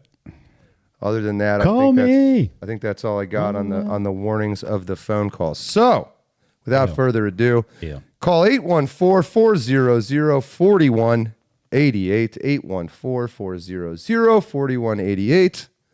Lots of fours. And give us your thoughts on anything we've talked about today.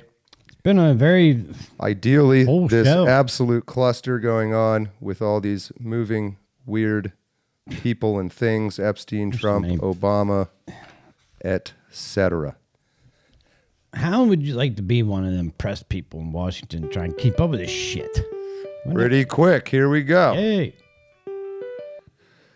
Hello, caller. You are on the air with 3CC. What's going on? Hello, young man. How are you doing? Oh, my God. Is this Pictish? You are correct. How did I know? You have I've tried the last 3 times to call you, and I couldn't get you. He's not. That's his real voice, by the way. Really? Are you watching on Rumble, Pictish? Excellent. Of course. Yes. I've been taping there. Anyway, hit us with it. So this bloke, the Bongino man with the big forehead, I've got no real trust in him, just as I've got no trust in the Crash Patel or the Scam Blondie or none of the others. And I'll be honest with you, I'll just follow Trump, because Trump seems to have this thing where, it looks kind of one way, and he turns it back the other, throws it back that way, and guess what? He was right. We've seen that how many times, lad? All these people panicking and 4chanicking and whatever you want to call it. They just need to get their heads out of their arse and look at truth and see reality for it. Trust the man. He's got a plan. Hell, he's I'm a year younger than him. So I trust the man. I can see. I know this generation that he and I come from. Of course, he's coming from big money and whatnot. But the whole point is, young people think they know better than their ancestors. Now, granted, there are some fools in those old times. However, the ones what led it and bring it to come to pass, them are the ones what you follow. The man's a billionaire. He's built buildings. He's got worldwide everything. And what are you going to do? Just say, oh, just because I don't agree with this one little piece of you, I'm going to throw the whole lot away. It's like tossing away a whole ham for a little bite from a mouse. Cut the bite off and go with the rest. Something we all... Anyway, that's just I think we need to hear that in that sort of way as well. Geez, it's like watching a Guy Ritchie movie. I'm trying to follow along with what you're saying some of the time. But so Pictish, as soon as all this Epstein stuff happened, you not for a second did you buy into it? You were with Trump. No, it's all a setup. They've been setting it up since ever. People don't understand planning on the macro scale. They only see the little things that they don't look. It's blinders to them. People don't have the ability to look 360 degrees around them everywhere and see it all. And that's the problem with public education, because it's been rooted by these ignorant globalists that just teach you just to be yourself and be a slave. That's all it is. That's the propaganda. They've created a slave society, and people are trying to get us out of it. And until the slaves realize, hey, we can get the fuck out of this, they're going to stay there because they've got their little food. Basically, they've got their bread and circus, and that's what. If people just go back and see this, what happened in Rome, the bread and circus brought down Rome. Man, this dude's he's got his head on. Big time. Well, I thought it was interesting, Pictish. You also said you're only a year younger than Trump. I think maybe that's generations speak different languages, think different ways. You, again, immediately see what Trump is doing because it's the way you look at it or the way you would do it. Sort of as a somewhat of a representative for the younger folks. What are you like? How would you explain to us why Trump is talking like so dismissively? He's tired of the bullshit. He's being a man. He's just tired of it. He knows he's not going to get another shot of the coin. He's going to play this coin the way he's going to play it and be done with it. Hopefully, we get somebody like him. Anyway. Do you have any, who would you recommend? Because I'd value your opinion on that very highly. Where do we go after Trump? Quite honestly, nowhere. Downhill. God damn, man. Why you got to do us like I've not seen a person that can step out there. Okay, that's. I've not seen a person that can step out there and say, okay, I can take it. Mr. Trump, hand me the baton. And I'll go on and I'll win the race for everyone. I have to agree. Don't see the person. I have to agree 100% with Yeah, that. it's certainly not going to be. It's not going to be like Eric or Don Jr. or anything like that. Oh no, those boys are spoiled rotten like they're like the Obama children and all the others. They're just spoiled rotten little brats. Well, there was a time in Roman culture where they would adopt people, like Caesar adopted a kid. Does Trump need to adopt some orphan from, is that kind of what J.D. Vance is, maybe? I wouldn't trust him either. I believe he's an insider from the other side, coming in and putting in what he wants. You ever watch any Nick Fuentes? The next Mike Pence. You ever watch any Nick Fuentes, Pictish? Oh, he's a little boy. He can do what he wants. He's been turned from one to... He was once on the side of the Khazars. He's not anymore.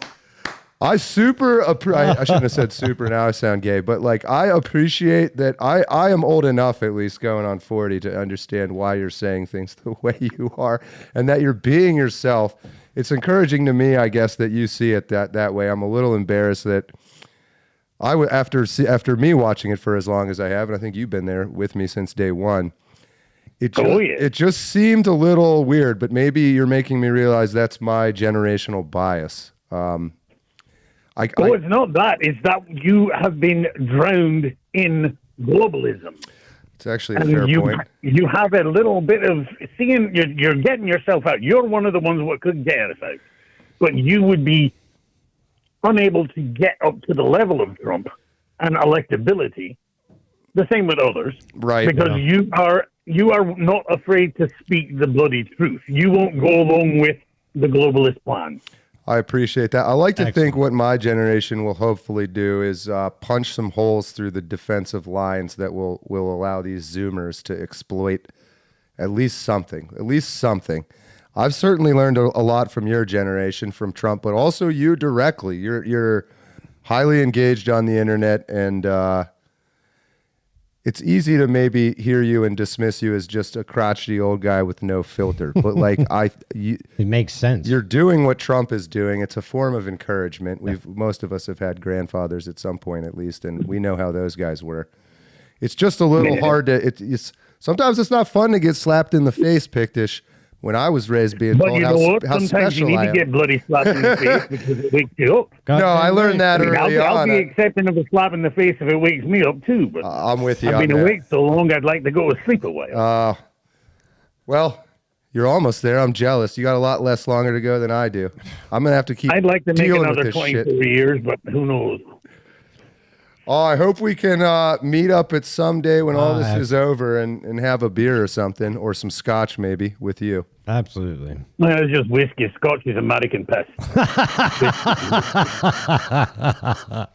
I hope you we can. So you said you've tried to call him before and didn't get through. So I'm going to put some work on figuring that out, and maybe we'll have some sort of number for our preferred people. But that was a fantastic call. I don't want to cut you off if you have any final thoughts. Right, you take the next call and go to the next. All right, Hey, we thank you, appreciate man. it.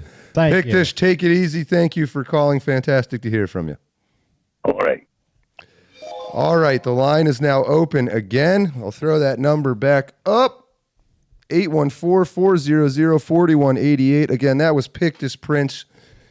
American veteran, actually. Might not seem like it. Thick, what do you call that? The Scottish bro. Scottish, yeah, that was beautiful. I love that, man. Great dude. That was he talked great call. Talked by text the first 5 years I knew him, and I never realized that he had that accent. And then we had a voice chat one day. I was like, holy shit. Not what you was thinking. But yeah. Isn't that crazy? I do think a fault with my generation, and maybe even more so the younger guys around their early 20s and stuff, is they don't want to listen to guys like Pictish or guys like you even, Deacon. No. And don't get me wrong, most of the guys your age, I don't fucking listen to them either. I know you don't. But it's never been hard for me to, how we got to know each other without doxing ourselves. But it's you're honest, you speak your mind, you think about things. Like you think about them. You're not just a knee-jerk emotional reaction. And there is something about you older guys that just don't get as panicky, I guess, as even myself can tend to when shit hits the fan. Yeah, because part of that's life experience, I guess. But what he said is true. You are one of few people of your age that actually I appreciate that. understand, where we came from, what we were like, what we should be like. Well, I'm thinking, and from 50-year chunks. You know what I mean? Yeah. It's even from the first time we met and started, we just agreed on a lot of shit. We really did, man. All right, Sacramento, California. California, you are on the air. Hello, Linda Love told me to. Excuse me. She asked me to call in because I was complaining in the chat. Well, thank you for calling. I want to talk about some random stuff because I'm not really sure what you guys were talking about earlier. Sure. But I think what's been on my mind is I definitely don't agree with illegal immigration, but I also think that legal immigration is even more dangerous because we can't get rid of people as easily through legal immigration, and that basically gives them a license to come and take our jobs. It's actually also, really go ahead, sorry. Also, another thing is that with all these jobs that all these leftists claim Americans do not want to do because they claim that Americans are too lazy. Well, what if we gave high school seniors and juniors the opportunity to have some work experience, the buses could take them to the fields to go pick the tomatoes and the jalapenos in the fields, right? They can get class credit. A lot of poor families can't afford to buy their kids' car. So if the kids could get bus rides from the schools that are public funded schools, why not publicly fund them getting jobs? Take them to the fields after school, you know, like 1 or 2 periods, class periods. They can teach them maybe a little bit of finances, how to, you know, build their credit or invest money, which is something they don't want to teach us about. Yeah. They don't want to teach children about money. Don't get me started there. And then, you know, they can work a Saturday or a Sunday or something, you know, like, you know, they can work a few hours. They want to work. Do you guys remember, like, wishing you had a job, like, when you were in the 11th grade, 12th grade? I had you know, 2 like, jobs. Maybe you lived very, you know, and they've taken, like, rights away from children in the United States. Like, in California, they used to have, like the, what's it called, where they would deliver the newspaper. So like you know, just a like paper boy? young boys would do that. Yeah, that was one of my paper boy. jobs. Yeah, and like I don't ever like people aren't even reading the newspaper anymore. I don't No. see anybody getting a delivery of any kind of a newspaper. And actually, in my town, the newspaper building in town was recently demolished, like 2-3 weeks ago or something. And it's like they're trying to gentrify. I'm wondering, where did the government or where did all these people get all this money to start building all these new mini malls and new developments and like Panera and just all these gas stations when we were still in the lockdown? I'm wondering, are they being funded by these money launderer businesses and scams? It is funny that when the USAID got pulled, suddenly like Colbert's getting canceled, all these shows are getting canceled, all these programs suddenly don't have money anymore. So I think you're right. I think it definitely was our tax money being stolen from us to fund our enemies. But you raise an interesting point about the kids working and things like that. I'm even old enough. That is kind of how I grew up, is all the young kids would get the bullshit jobs at the Paneras, at the swimming pool as a lifeguard, landscaping, mowing lawns, things like that. I think we've kind of lost that cultural connection, and maybe it's why there's so much animosity between old and young generations, or at least seems like there is. But that is even how I sort of mostly grew up, was, you know, the parents work and sometimes own businesses or whatever, and you slowly... First, you teach your kid just to show up somewhere on time, even if it's sitting in a lifeguard chair or something. I mean, I used to go out to the Sportsman and work a pistol shoot event, you know, on my weekends. I think, sorry, go ahead. You know, I worked at Burger King my junior and senior year. I was working part-time at Burger King plus going to school. My grandson just turned 16 here at the beginning of the month. I was down to see him for a party yesterday, and he so bad wants to go to work. And as a parent, as a grandparent, you're like, listen, you know, once you start, well, that's what Dad said. Once I start, you know, you'll never quit. That's all you'll do. I said, that's true. I said, I understand. And it's great to hear the ambition, you know, and the drive, because what he wants to do and stuff. And I think a lot of that has been lost throughout the generations and stuff. But I think that's the key point here. And maybe as an attempt to explain why this has happened, the focus back then was exactly what you caller are describing us missing. But the fundamental top goal of the culture and society was to train the younger generation up into it. Yeah. That has changed to pinching and squeezing every penny of profit you can. So it's, you make more profit when you have third world illegal slaves. It's like, well, that'll destroy our culture. The people now, they don't care about that. Yeah, exactly. Somebody's got to do those jobs. It's all this, you know, pull one tomato off the airline salad and save $2 million, which is, you know, sometimes that's a good thing. But the goal should not be find the cheapest possible lifeguard at the local swimming pool. The goal should be, and used to be, slip a younger kid into there and start raising them up in the culture. Train him to become qualified. So I don't know. I would float that as a possible explanation for why this has happened. And I don't know that anyone is really even in charge of it. Maybe it's just what seems to have happened in the past 100 years is extremely money-hungry, power-hungry people.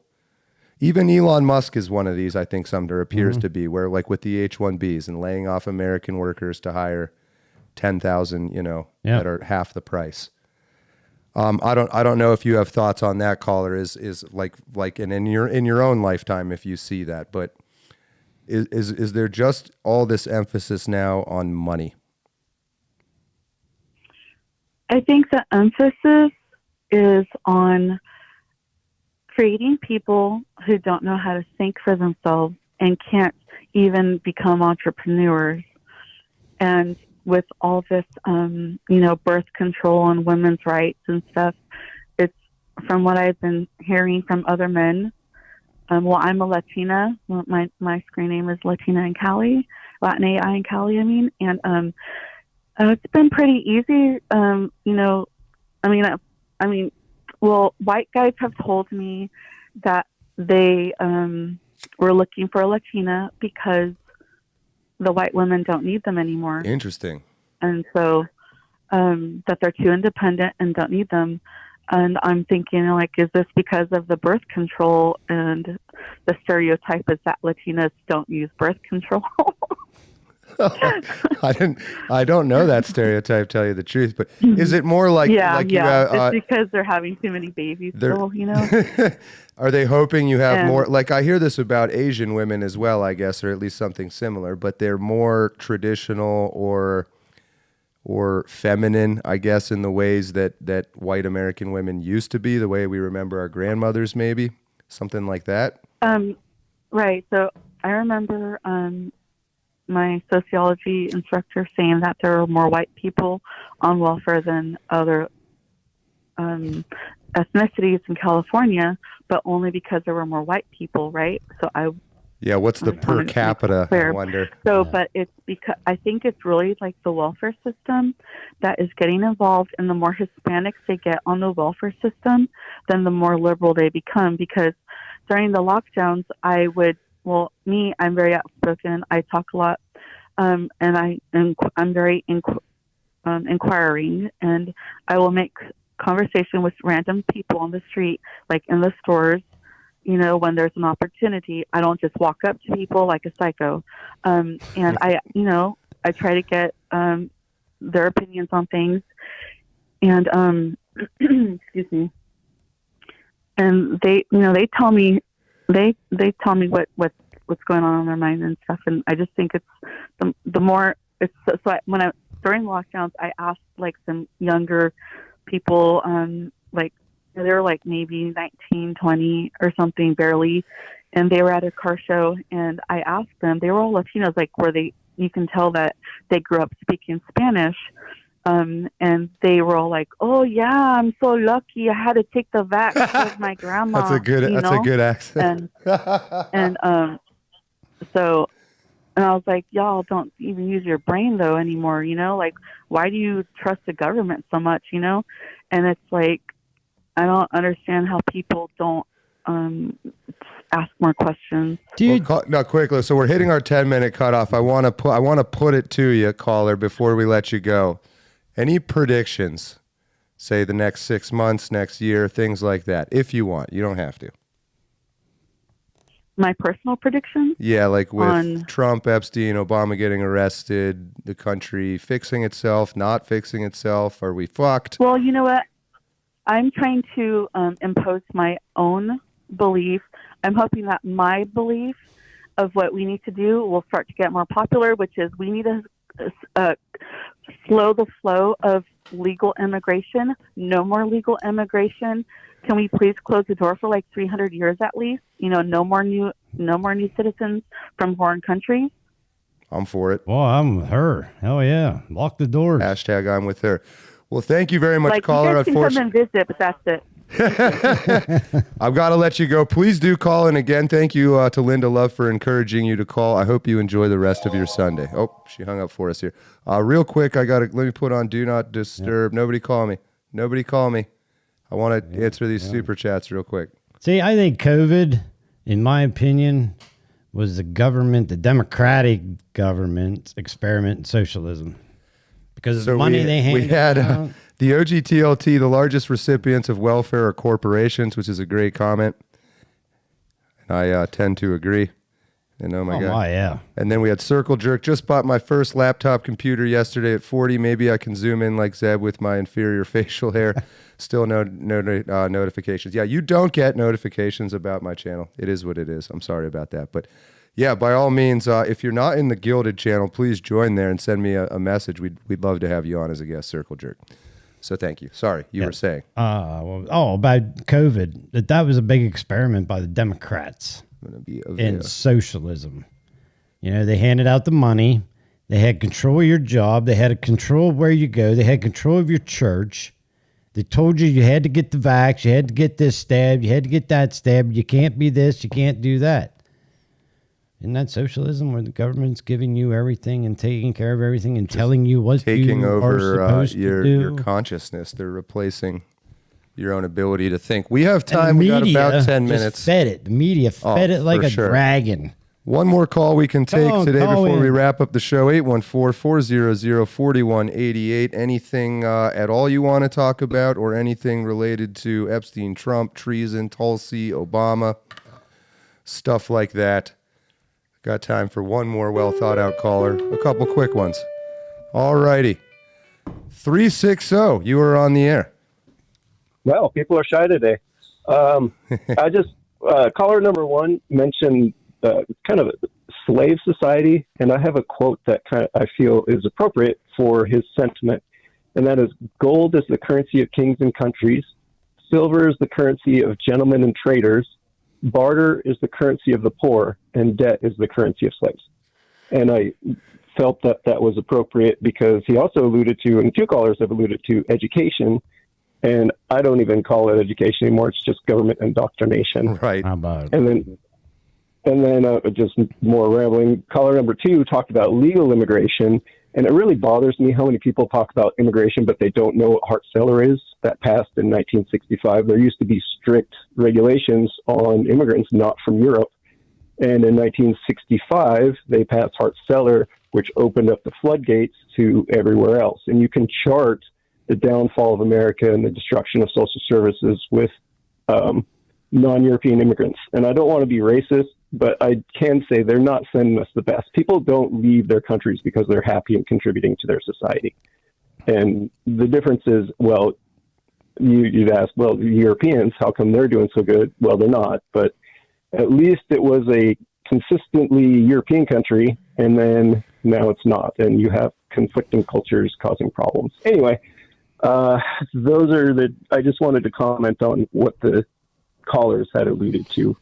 Yeah, and I mean that's not racist at all. No. It's that we're not the ones creating that racial bias and who gets it. We're just noticing it, and then you're called racist if you point it out. Quickly, a super chat, Circle Jerk. I will just put an alarm on my phone for Sundays at 4 so I could stop missing the show. Tired of watching Anderson Cooper. I'm glad we rate above Anderson Cooper. That's good. Slightly above Anderson Cooper. But yeah, no, all fantastic points. And I know you've called in before about some other very high level stuff, so we appreciate you calling back. What time we got here? 5:51. If you've no further, go ahead.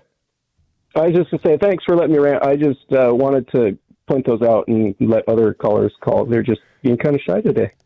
Yeah, I mean, honestly, I don't know that we have time for another call after you anyway. So if you want got an Ozzy story, or you got any Ozzy Osbourne or Hulk Hogan stories? Hulk Hogan used to shop at the grocery store I went to when I was on a contract in Florida. And I was always stalking him, but I could never find him, and all my friends saw him, and I was just cursed. And he also has a restaurant in Florida that I never ate at because it was a burger joint. But I love the guy. I used to watch his cartoons in the 80s. Yeah. Nice. A huge part of America. Well, we appreciate it. I hope you'll continue to call in on future shows. For sure. Thanks. Maybe we'll talk some more standard model or something. Sure. Have a good one. Thanks, all right, John. take it easy. Enjoy the rest of your Sunday. All right. I think I am going to, well, we could probably take one more. One more, right? You got the time? We got time. We'll leave it open here if anybody has the number and has been trying to call. Anybody got an Ozzy story? Ozzy Osbourne, Hulk Hogan stories. Take us out. Good. Anybody out there that's wrestled Hulk Hogan? Come on. Cool. Yeah, that'd be really neat. Is the Iron Sheik still alive? No, he's been dead. He died a couple years ago. Wasn't that long ago the Iron Sheik died. He was aight. I liked Hacksaw Jim Dugan. I don't know that one. Do you remember the animal? George the Animal Steel. George the Animal Steel. Did he wear a mask? No. Oh, I'm thinking of something. No, he'd go over and he'd tear the turnbuckle padding apart with his teeth. My phone, man. So there's some old guys out there remember these people. But yeah, I remember those guys. Georgia Wrestling, Ric Flair. Woo, Nature Boy. What's wrong with your phone? Oh, Zeb was texting me. And I was if he was hi, Zeb. Something wasn't working on the show. We'll definitely get Zeb back on here, too. I guess I should plug him quickly. Go check out Zeb Boykin on YouTube. He's been doing some great live stream shows. But let's pull up the chat here. Say our final Rodney Piper, goodbyes and thoughts. Rowdy. Chronic, good to see you. Saw you joined after you woke up a little late. Good to see you, though. Linda, as always, Dave. moderating, laying down the hammer, the wrench, or whatever that is. The blue channel logos have been with us for over a year now. Yellow is 0 to, I believe, 6 months. There are white ones there from 6 months to a year. But all our blue badges especially, I saw Mantara also handed out 5 memberships. So if you recently noticed you became a member today on this show, that was Mantara. There he is. Represent. Give him a thank you. Who else? Anybody in here we have not said hello to yet? Zeb says, what's the number for calling? Zeb's going to do a 45-minute phone call. Not today, Zeb. I said no Zeb today. Laughing Dog will be a future guest of ours, I think. Good to see you. Cun in Stunt. Always struggle with your name a little bit, but I think I got it okay there. Excuse me, David Smith. Good to have you. Nick Oblico. World champions never die. B9. BR549. He's got to be close to us. I'm telling you right now. I was a welder, BR. I saw you were a machinist 43 years. Keep at it.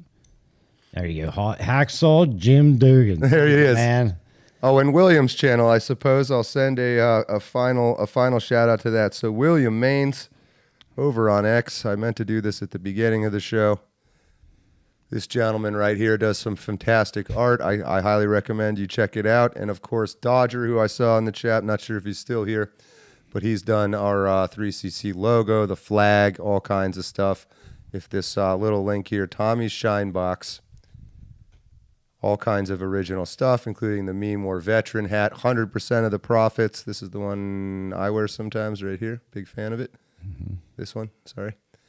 Got a couple shoes, anything like that. So he was kind enough to do, amongst the other stuff he does, some custom designs for us. So you are supporting him and him only. If you go to Tommy, _Real Dodger on X, here's his link right here.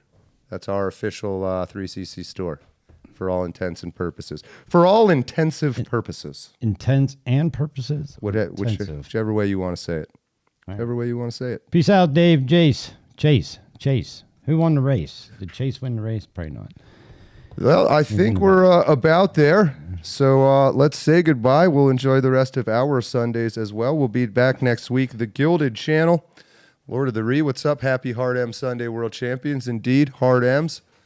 Dodgers merch is lit. That's it. Yeah. That's it. Let's get you signed off. All signed off. Have a good evening and be careful and always remember, never forget. If you know what you're doing, you're fine. If you know what you're doing, you're fine. That is it for today. I am John Ward, and until next time, remember, you are a world champion. Don't let your memes be dreams.